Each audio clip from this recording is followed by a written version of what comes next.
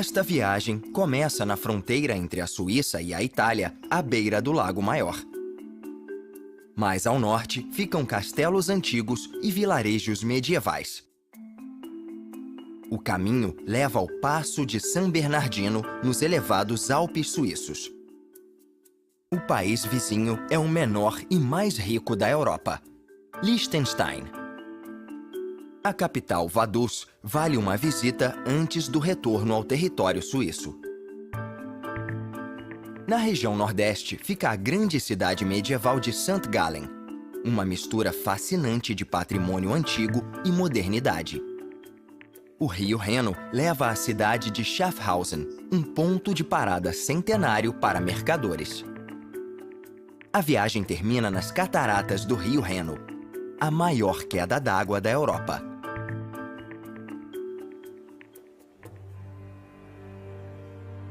As águas profundas e inquietas do Lago Maior inspiraram muitos escritores ao longo dos séculos.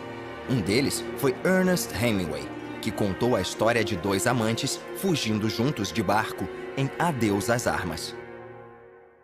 No lado leste fica Bellinzona, uma entrada estratégica para os Alpes e motivo de disputa entre a Itália e a Suíça por séculos.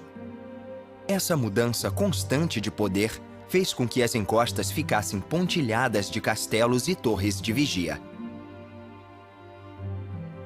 O mais notável é o Castelo de Monte Belo, construído nesta colina no século XIII. Reconhecendo o poder que o controle de uma passagem pelos Alpes representava, os duques de Milão fortificaram o castelo 200 anos depois. O lugar abriga muitas lendas e mistérios, como a história de Azzurina, a filha albina de um senhor feudal que desapareceu enquanto brincava perto do castelo. Diz a lenda que ainda se pode ouvir a voz da menina sussurrando na floresta. Há também o Castel Grande, que fica numa colina rochosa habitada desde o ano 4000 a.C. Antiga fortaleza da cidade, o castelo ocupa uma posição central.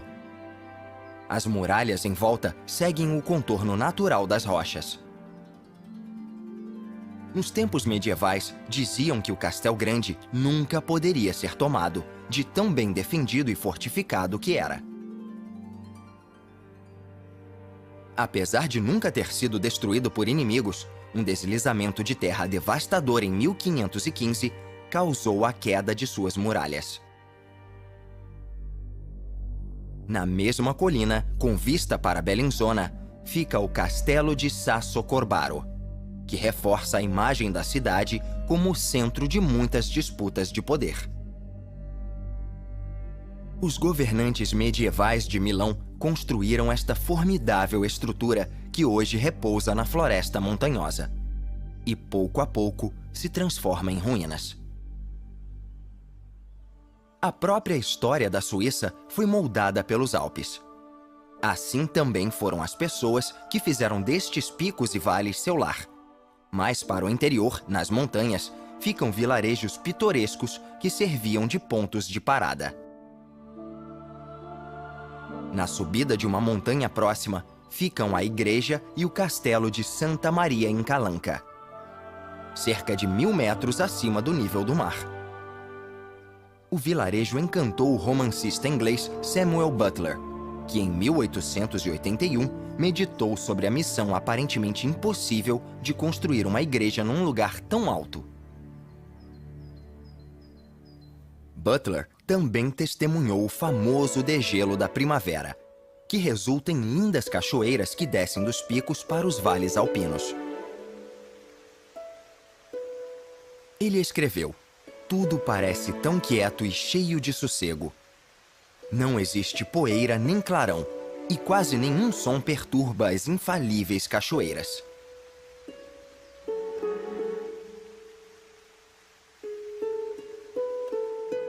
Com este cenário, não é de se admirar que estas colinas e florestas estejam cheias de mitos antigos. De fato, as crianças locais ouvem falar dos Barbegasi, criaturas parecidas com gnomos, pequenas de pelo branco e barba espessa.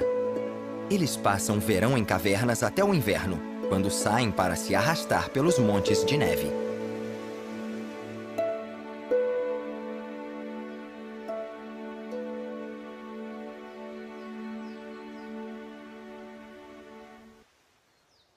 Com o progresso da tecnologia, os suíços encontraram maneiras de domar sua paisagem ameaçadora. Um exemplo disso é o túnel San Bernardino, que tem 6 quilômetros de comprimento entre as montanhas. O terreno montanhoso e muitas vezes intransponível da Suíça contribuiu muito para a cultura rica e variada do país. Isso resultou em identidades regionais e línguas distintas. Travessias como o Passo de San Bernardino são estradas para o intercâmbio cultural.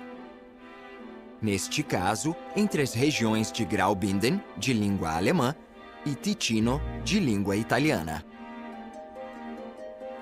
Com altitude máxima de 2.000 metros, a passagem serpenteia pelos Alpes suíços, seguindo um antigo caminho de mulas dos anos 1400. Somente no século XVIII, o rei da Sardenha financiou a construção de uma estrada como forma de proteger e melhorar o comércio da região. A versão moderna foi construída com muitas curvas fechadas para suavizar a inclinação da estrada. Apesar destas medidas de segurança, a passagem fica fechada no inverno. Mesmo com tempo bom, alguns trechos são perigosos. Desde que os romanos começaram a circular efetivamente na área, estes caminhos montanhosos foram descritos como deslumbrantes, selvagens e ameaçadores, com deslizamento de rochas e águas perigosas. Os imponentes e perigosos Alpes estão entranhados na identidade nacional. Eles cobrem metade do território suíço, tornando o país um dos mais montanhosos da Europa. Por ser um povo engenhoso, os suíços aproveitaram bem sua geografia única, como o potencial hidroelétrico dos rios, que gera mais da metade da energia do país. O lago Suffers foi criado por um dique de hidroelétrica. Picos de mais de 3.000 metros de altitude cercam os vales próximos. Mitos e lendas locais vêm de longa data, como dragões e demônios. Nos vilarejos logo abaixo, festivais celebram a grandeza das montanhas e a derrota de qualquer criatura mágica que possa residir ali.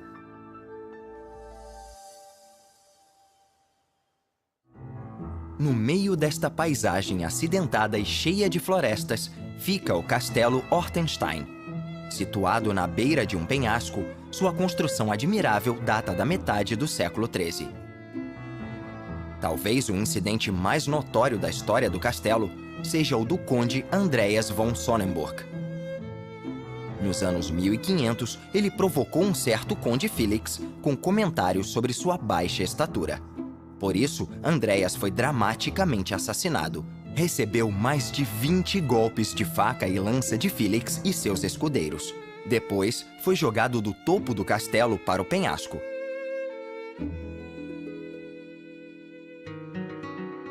Um lugar menos macabro e mais associado ao bem-estar é o Castelo Razuns, que fica no Rio Reno posterior.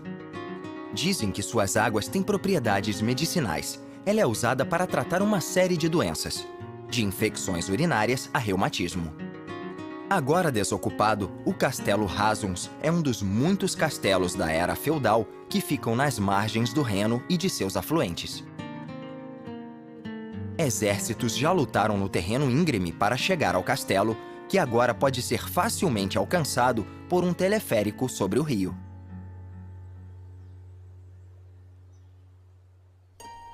Mais a nordeste fica o pequeno país de Liechtenstein, um dos menores do mundo, com apenas 40.000 habitantes. Cercado pelos Alpes e as margens do Reno, ele tem uma relação muito próxima com a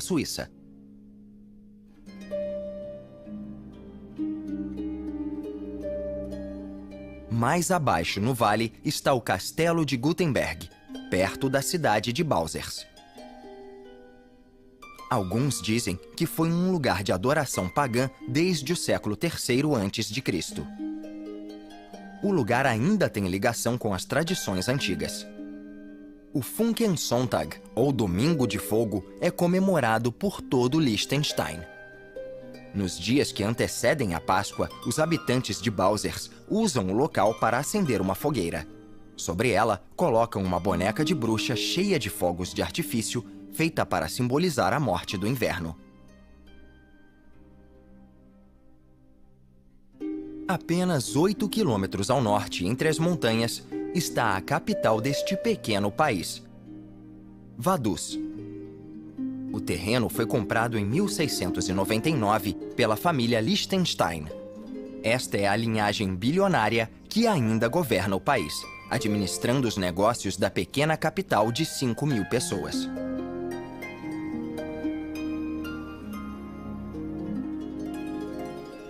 Ao longo do Reno ficam vilarejos pequenos e isolados espalhados pela paisagem. Porém, toda a população se junta uma vez ao ano para comemorar o Dia de Liechtenstein nos jardins do Castelo de Vaduz. Enquanto o rio serpenteia pelas fazendas do vale, a viagem continua pelos Alpes de Appenzell de volta à Suíça. Boa parte das fronteiras do país é definida por grandes acidentes geológicos. Desde a Idade Média, várias potências tentaram controlar esta paisagem montanhosa. Mas o país é tão inacessível que os conquistadores não conseguiram impor seu governo. Por isso, a própria existência da Suíça como nação está intrinsecamente ligada aos Alpes. Há 700 anos, falantes de 4 idiomas diferentes, de culturas e tradições extremamente variadas, vivem sob um sistema de governo igualitário e de unificação, que consegue suportar as pressões políticas do mundo exterior. Isso graças a estes vastos e às vezes traiçoeiros vales e montanhas. Mas eles servem para mais coisas além de delimitar fronteiras. Eles são também a primeira fonte de recreação do país. Durante o movimento romântico, europeus lotaram o lugar para ver a beleza singular da paisagem. E os turistas continuam chegando. Hotéis como este, o Eicher, a quase 1.500 metros de altitude, recebem milhares de intrépidos escaladores que atravessam as montanhas todos os anos. Dizem na Suíça que quando alguém atravessa o distrito de Appenzell, deve voltar no tempo 10 anos. Ela é tida como a mais tradicional das regiões suíças, onde as pessoas se apegam muito aos valores antigos. Muitos consideram que esta mentalidade rural define o caráter suíço. Predisposição ao trabalho duro, organização e um profundo apreço pela natureza e pela comunidade.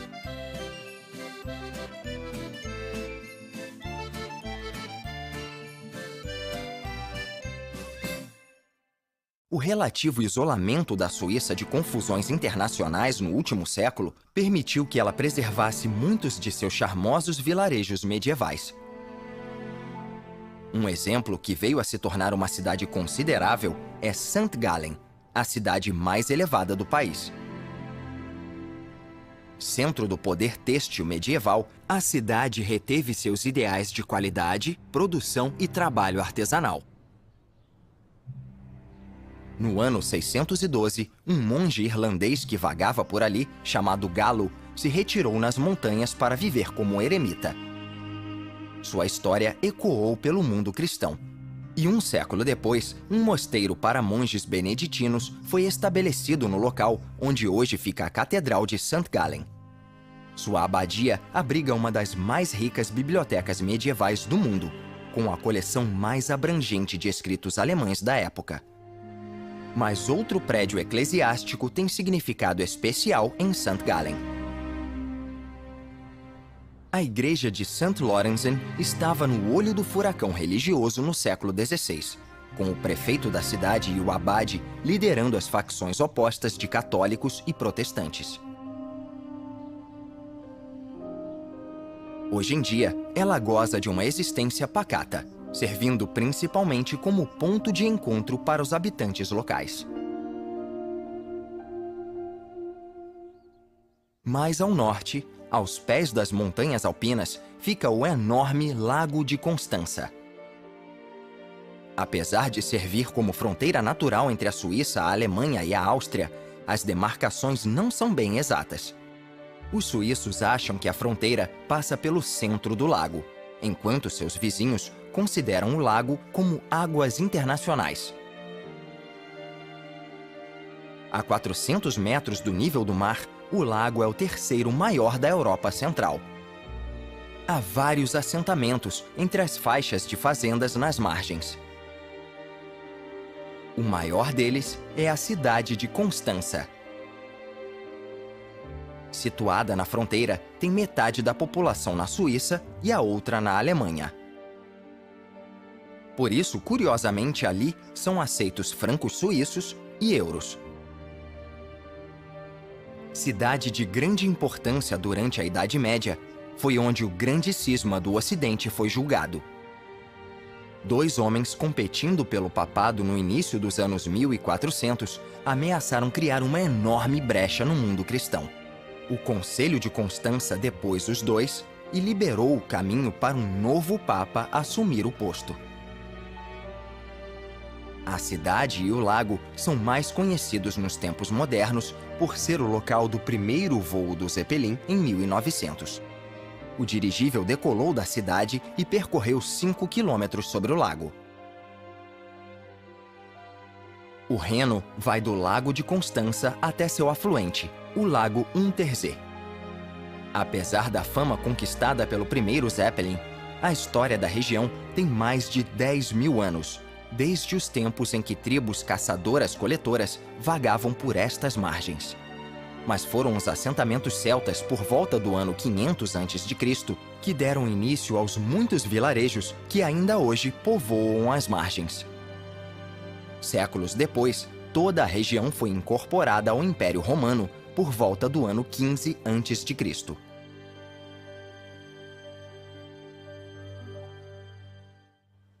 No ponto em que o Lago Untersee deságua no Reno, fica a cidade de Stein am Rhein.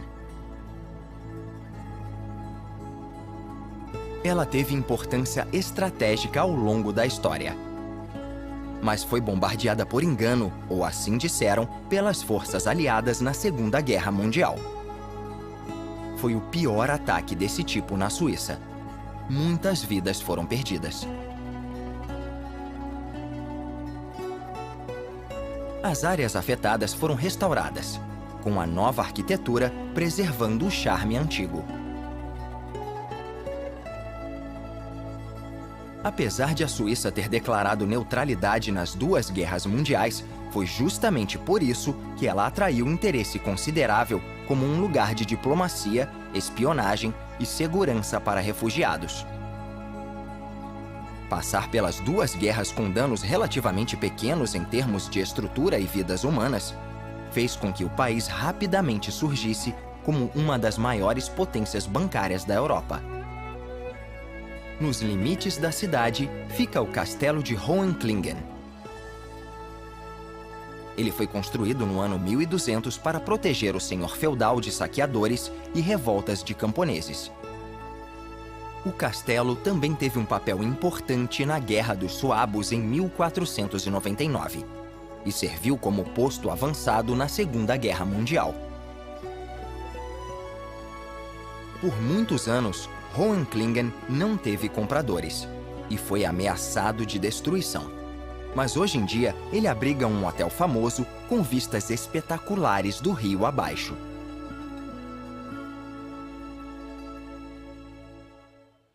Seguindo o rio, logo vem Diessenhoven. Apesar de ser uma pequena cidade comercial, se comparada a outras ao longo do rio, ela teve importância no século XIII sob o domínio de Habsburgo. Assim que a região começou a crescer, o povo protegeu ferozmente seu direito de governar a si mesmo dentro da República Helvética, que acabou se tornando a Suíça dos dias atuais.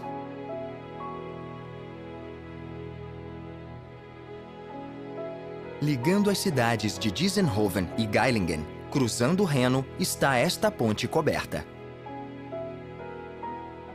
Construída em 1814, ela substituiu a anterior, já muito antiga.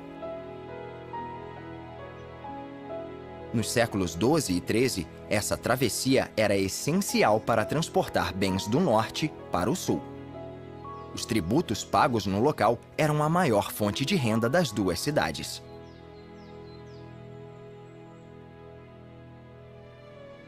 Ao longo do rio, perto da fronteira com a Alemanha, chegamos a Schaffhausen, a cidade mais ao norte da Suíça.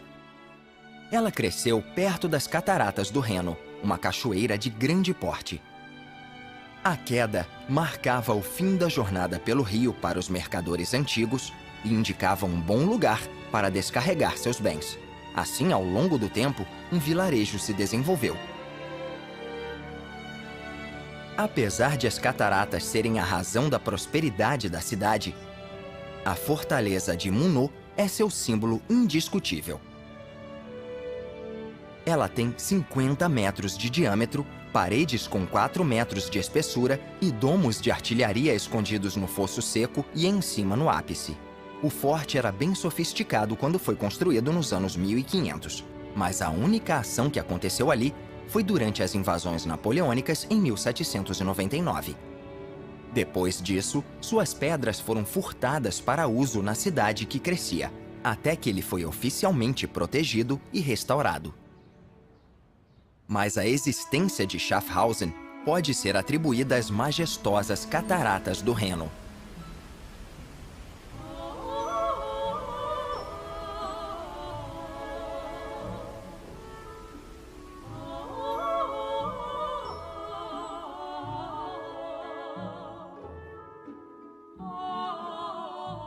Enquanto navegavam pelo rio, mercadores e viajantes desembarcavam aqui por necessidade, mas acabavam ficando na cidade durante longos períodos por vontade própria.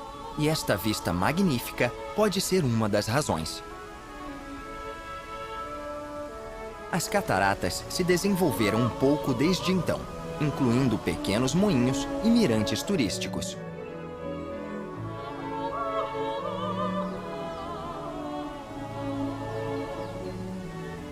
Muitas propostas de hidroelétricas e outras usinas perto das cataratas foram aceitas na teoria, mas sempre foram rejeitadas por figuras suíças importantes e pelo público em geral. O maior desejo deles é manter a integridade desta maravilha natural.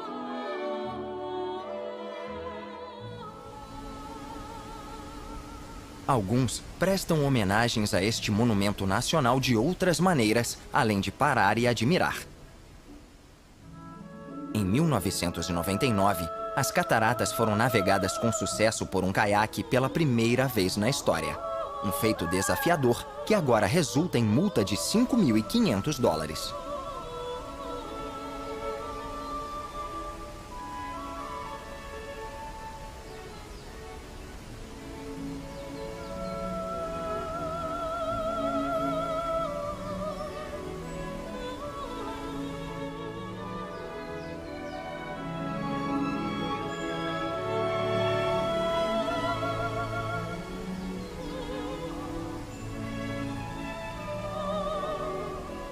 A profunda tradição de respeito entre o homem e a natureza, que caracteriza a paisagem e identidade suíças, faz destas poderosas cataratas o lugar perfeito para encerrar esta jornada.